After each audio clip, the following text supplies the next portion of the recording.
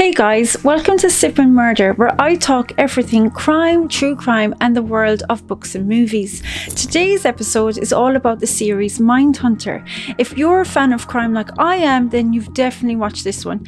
If not, then stick with me and I'll talk you through it, okay? So grab your drink and let's go. He sat in a cold prison visiting room, facing a man who smiled after confessing to murder. He remembered the moment the book took shape in his mind. MindHunter, written by John E. Douglas with Mark Olshaker in 1995. Years earlier, the FBI had started something new. In the late 1970s, they began interviewing men who had murdered again and again. They spoke to around 36 different violent offenders. They asked every one of them the same structured questions. Childhood, fantasy, first crime, last crime. They compared answers across cases, and slowly a pattern appeared. He sat with Edmund Kemper first. Kemper was calm, polite, and almost friendly. He spoke for hours. That interview taught the agent something chilling. A killer could be charming, intelligent, even helpful, while hiding storms inside the mind. David Burowitz sat with a strange grin. He'd been called the son of Sam, and the world had feared him. He sometimes played for attention. He changed his story like a performer changing costumes. Those conversations taught the interviews that some killers wanted an audience more than anything else.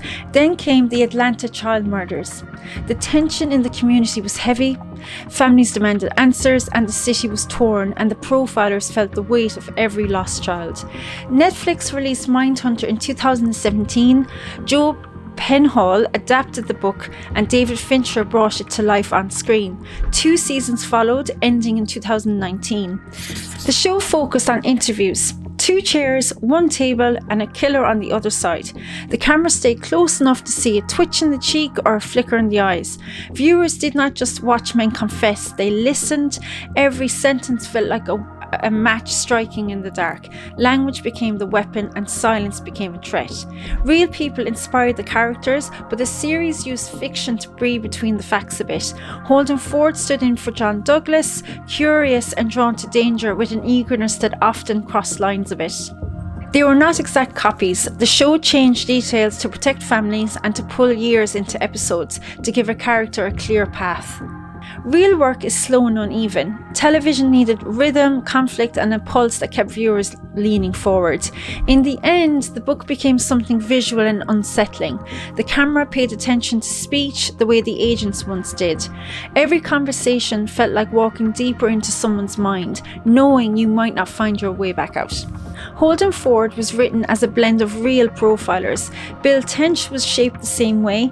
The show kept a few interview lines exactly as they happened, but most conversations were rewritten.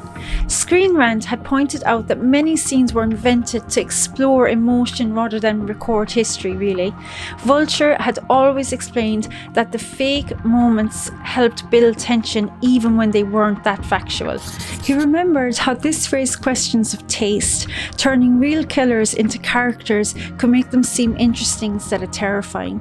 The show focused more on the minds of murderers than on the lives they destroyed. Some critics, like those in The Guardian and The New Yorker, said that true crime sometimes ends up giving killers a stage while victims just fade into the background.